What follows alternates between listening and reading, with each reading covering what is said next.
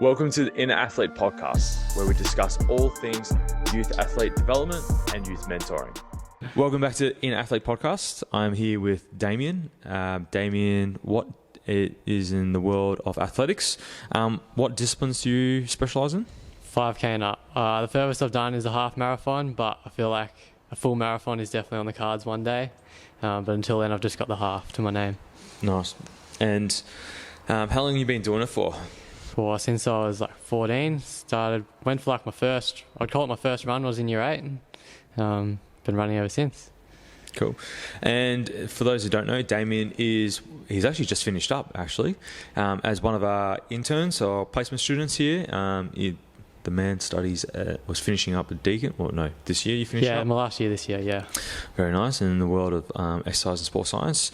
But here today, number one, he's going to talk about his journey through the athletics world, especially in Victoria. We do have a few track and field athletes that do train with us as well. They're in the athletics junior stage, essentially, but then who are looking to become a bit more successful later on down the track. And Damien can actually talk us a little bit about that pathway in terms of what's actually available. But yeah, if you want to talk about a little bit more about your journey and then also maybe how strength and conditioning has actually helped you with your training as well, and we'll go into that later. Yeah. So I came here, doing my placement, just finished up our evaluation just then. But in terms of running, I kind of came across it by accident.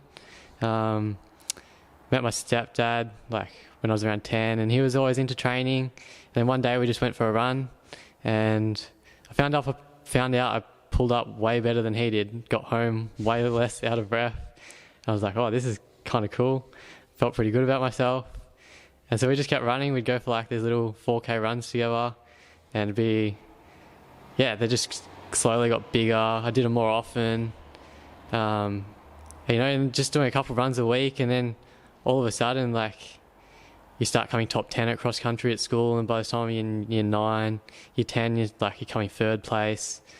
It took a while, but I didn't win anything at school until I was in year 12. But it was just slowly through the ranks, and it was just something I came across by accident. It's cool. And how did you really step it up? So you've naturally developed throughout high school, and where are you now with your athletics? Now it's kind of play second fiddle to my studies, but I'm the best runner I've ever been right now in terms of how my training's going, how fast. All my PBs have been in the last few years, since I've left school. So I guess that's a tip for junior athletes: is this is not your best right now. You're still developing. So what was the tipping point for you in terms of, you said this is the best that you've ran in a long time. What changes have you made in order to improve from where you were before you left high school, or even most recently, as we've mentioned, in private conversations, to where you are now? Recently my training's volume's been less than it has recently. Left school, things go well, and the natural progression is you're getting better at your running. All right, let's do more running. So your training volume goes up heaps. But it's only running volume that's going up. And I was getting injured and tired, and it wasn't helping my performance. I've had a number of conversations with my coach where I'm just I'm flat, things aren't going well, can't keep doing this. So we've cut training volume. Now we're only doing 6 days a week, and I've also added in strength training, doing placement at a gym, start training here. And then I started training, you encouraged me to get on a program before I came here, and so I did. And so I've been training, strength training consistently, probably for the last 5 months. And that's the most consistent I've ever been, once, twice a week, on a program, progressive overload, adding in exercises when I find a weakness, addressing those weaknesses. And then I've been able just way more powerful, strong. I've got more energy about myself as well, having more fun. That's good. Yeah. And it's important to have an element of fun in your training as well. Some days it's not going to be perfect. It's not going to be sunshine and rainbows. Nah. Like, sometimes it's going to be an absolute grind. But as long as you feel like you're making the progress, and as humans, we want to continue to make progress and strides in whatever endeavors we have personally, sometimes that progress will override anything else that we may feel in that moment in time as well. So that's actually really good to see that your strength training really improved. But what were you doing strength training wise? What was the program? What was the protocols? And how did you actually progress yourself? Because you said you've been training consistently for the last 5 months. It's so funny to talk about because I'm not doing anything fancy with my strength training. It is the most stupid, simple program I've ever heard of. And it was introduced to me by you in my induction session. And I was like, okay, this is what I've been told, and I gave it a go. So it's called the 1x20, and it's just that. 1 set, 20 reps. But the goal is to hit every joint, movement. You're trying to touch all the bases. You're trying to address everything. And it sounds kind of crazy, but it's just the most stupid, simple program. Include a movement for everything and do 1 set of it 20 times. Yeah, so that's a loud truck. So the 1x20 program, just a quick refresher. We've discussed it numerous times on this podcast. I'll die by the cross for the program. It is one of the silliest programs I've ever heard of. It's basically, between 15 and 25 exercises. You can go up to 30 just based on how you program and structure it. And it's really designed to address a lot of movements, number one. So you get a learning component from it because you're going to a frequent exposure to different movements. The other part is it helps to strengthen the tendons and ligaments. Now, for a sport like track and field, right, you want to make sure your tendons and ligaments are quite robust. Well, I've had injuries to tendons in my feet, but everywhere else, I've had hamstring issues previously, and years ago I was scared to do just a glute bridge.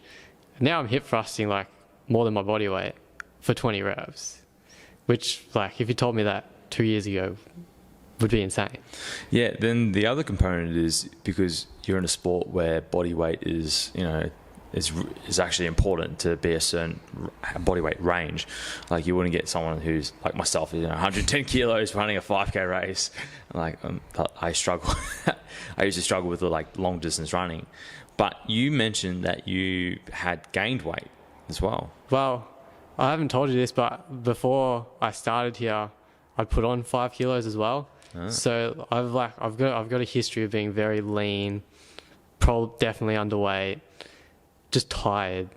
So I got injured last year and I was like, okay, I'm going to put on some weight. And I got myself in a much better spot, and it also meant I was in a spot to actually adapt to this stimulus that I've added to my training. And I've adapted, and I've put on maybe another kilo or 2 since I've been here. And it's just in strength, muscle.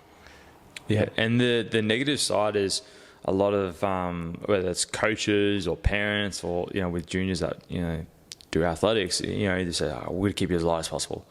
Sometimes that is not actually the best route to go down. So, like yourself, you said you gained 2 kilos and now you've got more kick in your ability to run, and that hasn't negatively affected your performance. It's literally energy. I've got more stored energy, but I've also just got more life about me, being, it's not just pop on the track, but just I've got to bounce in my step just in life.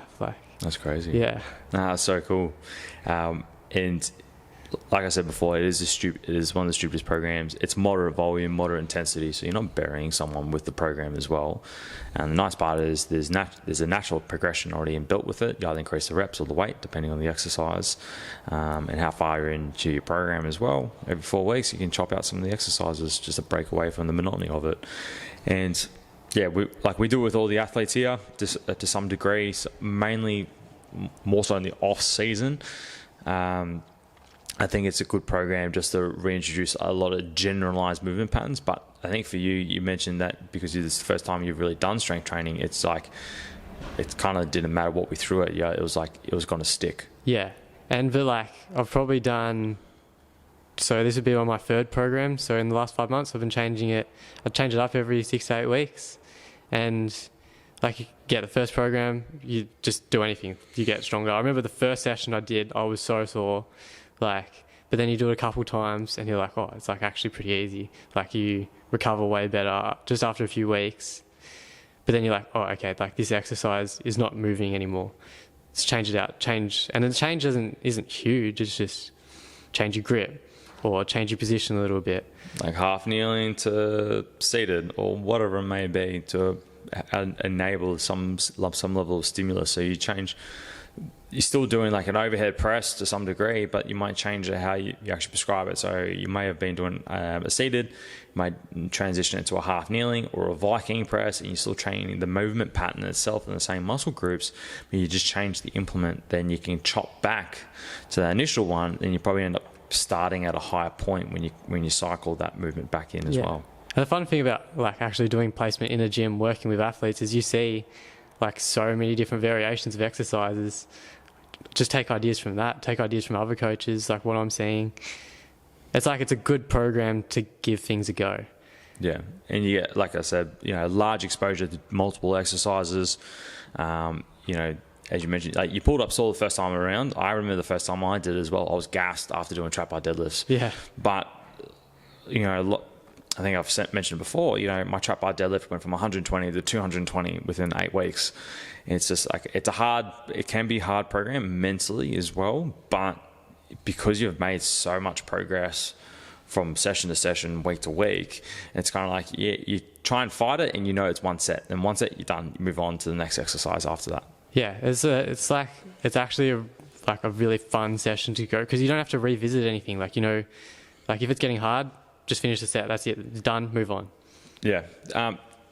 So let's transition to, in terms of the gaps of athletics and, your development as well, and kind of like what are the things that you wish you had with Little Athletics and transitioning to, was it Athletics Victoria, essentially? Yeah. So you go from Little Athletics to a certain point, then you transition to Athletics Victoria when it comes to competitions. So I never actually did Little Athletics. As a kid, I just team sport athlete, just tried everything.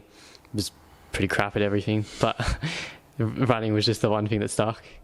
But my experience with athletics is it's a very individual sport.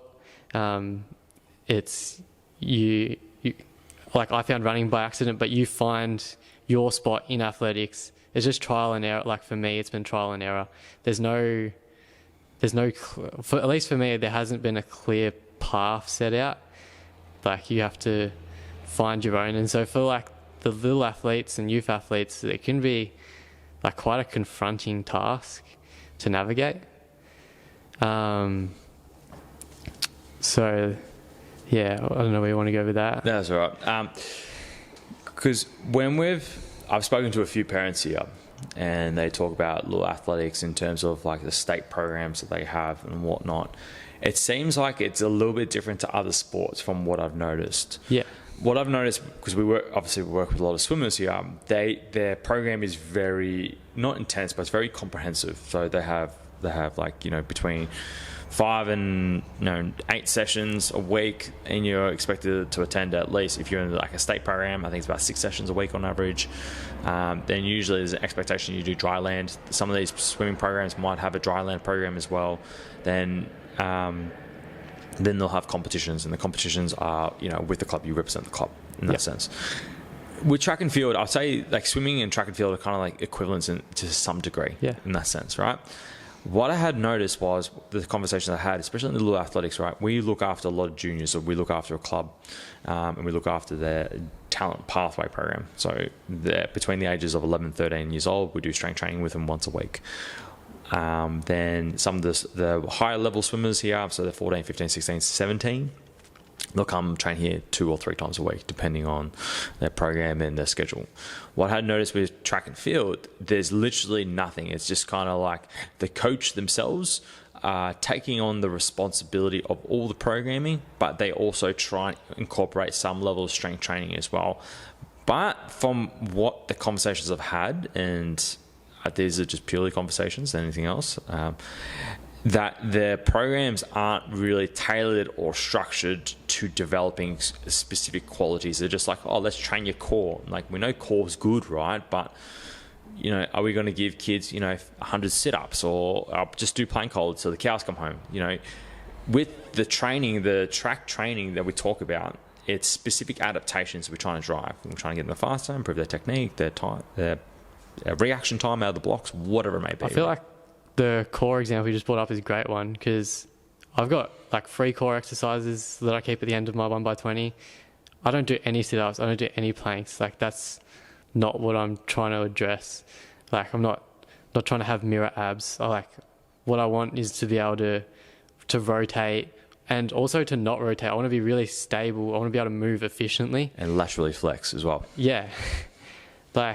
So there's no sit-ups, there's no planks in my program. I'm trying to address each of these, like rotation, stability, lateral flexion, because I want to be able to move efficiently. Context is key. Remember, he's a track athlete. Yeah. For another sport, a plank hold might be contextual. Yeah. Teaching a junior athlete, it might be contextual. So don't take this and... Yeah. I'm not saying don't ever do it. Yeah. But it shouldn't be the only thing you're doing.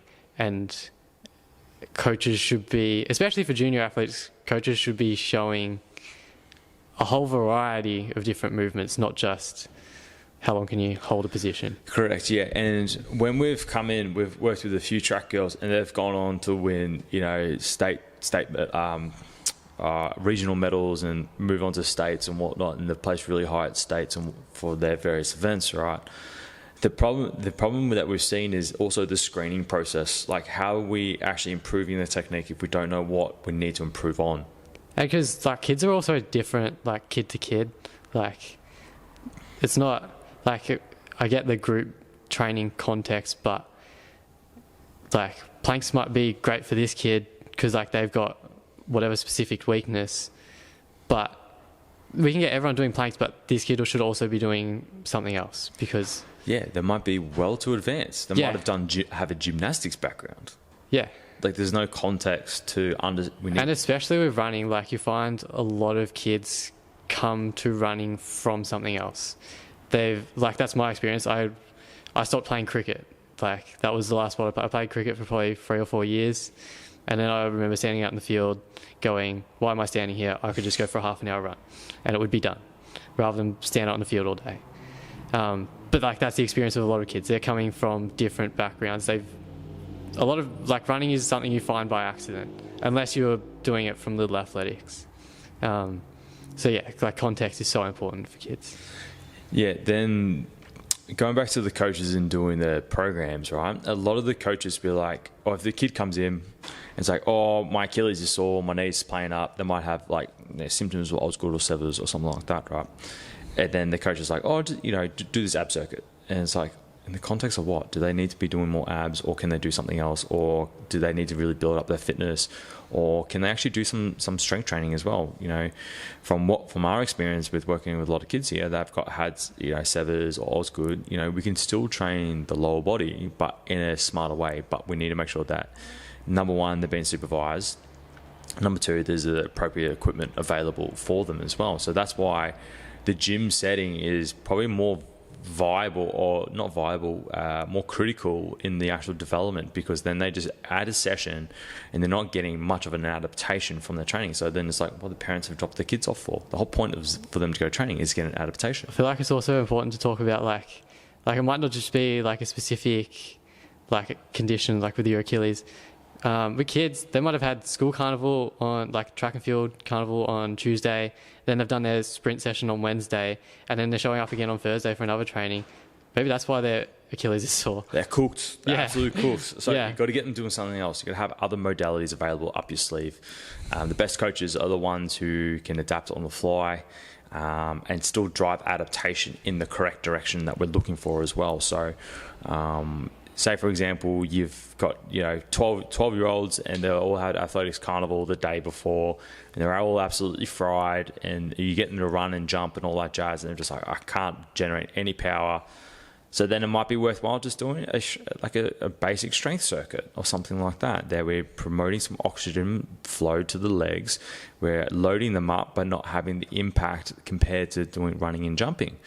And these are the little things that I think they're going to serve the kids long term. And because a lot of kids that do the same thing, they develop this monotony to training. And then the beauty part of strength training is we can create a lot of variety for the kids as well.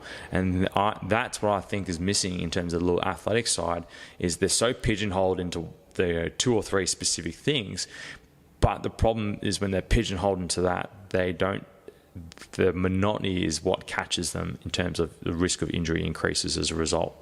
And I feel like this has been something for me that I've learned as well. Like for me, like the perspective of strength training, it's not all squats and deadlifts. Like my experience with kids here has been a lot more games or challenges and tasks, and we can get them in the position of a squat without going, you've got 3 sets of 10.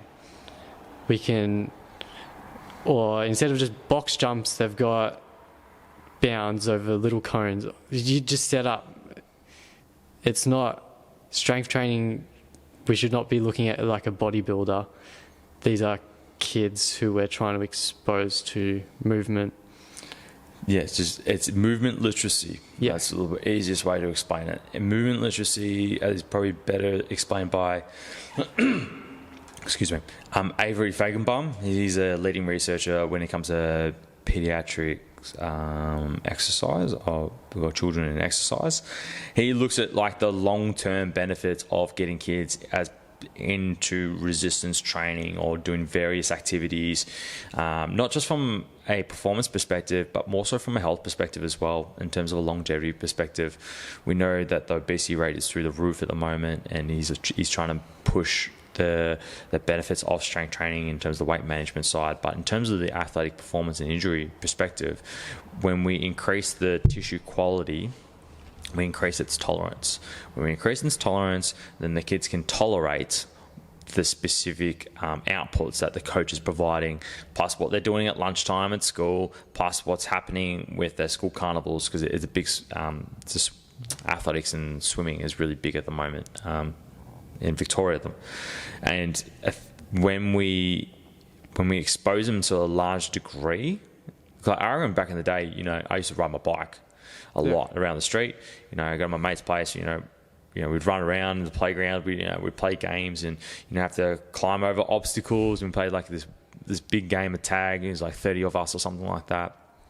And it was good because it exposed us to large movement, a large group of movement patterns, or something that the modalities were different, and reduced that monotony and strain that you would always seem to see, especially with the younger kids these days. It's very structured and regimented in that. So a lot of the stuff that we do is breaking them away from the monotony of it so that they can better tolerate all the loads. So if you constantly strain one area, right, it's like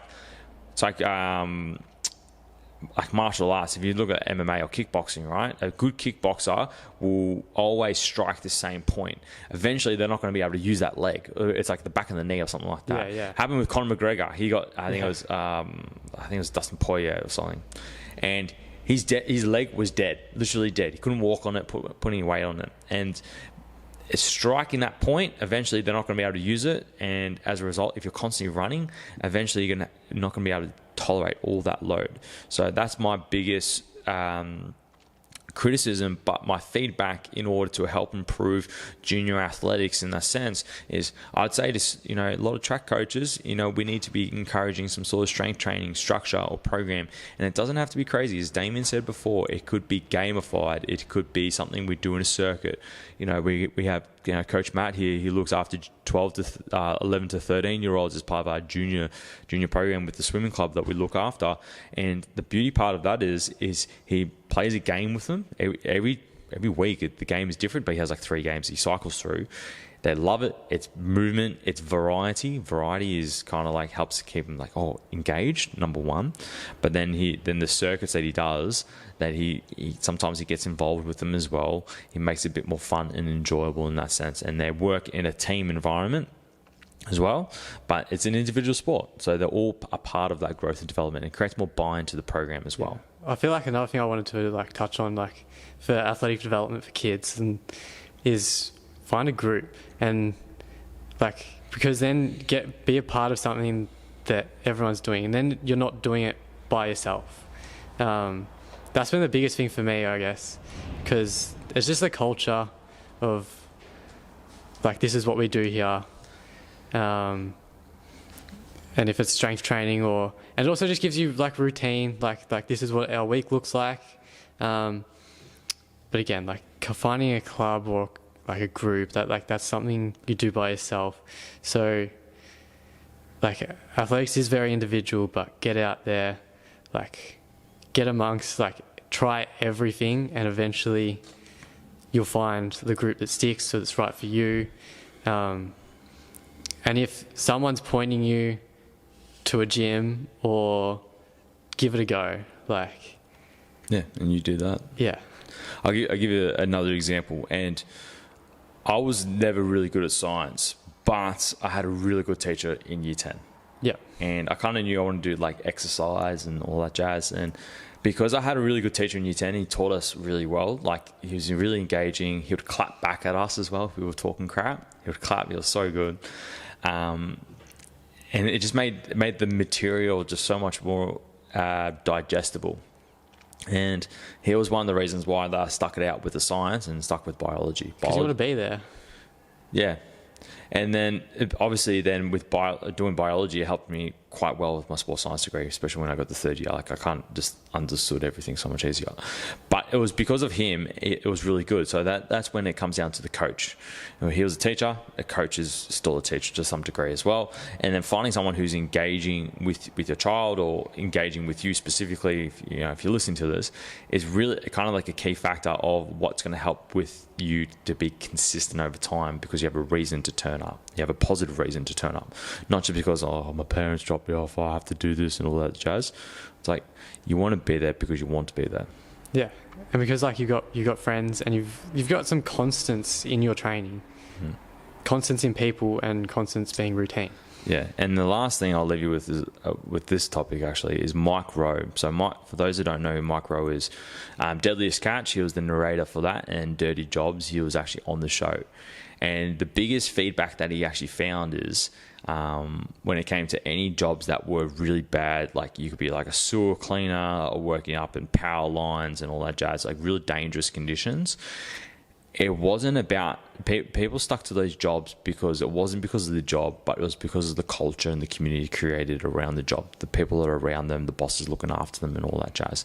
It's the same thing with like a footy club, an athletics club, or swim club. Doesn't matter what it is, right? If your leaders at the top are looking after those who are in the middle, who are looking after those who are at the bottom, everyone feels like they look after, and there's a place that everyone wants to be there for. And I've seen that at the local level with a lot of sport, especially the footy clubs that I've worked with in the past. I see that they're really successful. And I've seen the ugly side as well, when clubs or even representative programs where they just bury their athletes, and it's just a revolving door of athletes as a result. And you see the ugly side of it also. So I think there's definitely a thing when it comes to leadership and the coaches in creating that buy-in, and for that, and how they do that buy-in is, it's up to them. But then you need to be able to measure that over time to make sure that you're delivering on the outcomes for the athlete as well. So it's kind of multifactorial. It's like making an individual sport a team pursuit where the individual feels seen. That's why like college sports work so well. Yeah. It works so well in that. There's nothing like that in Australia. Nah, unfortunately. Although I think they're kind of trying to. I don't know how well it's working. Yeah. Cool. Anything else you want to talk about? Nah, I feel like we touched it.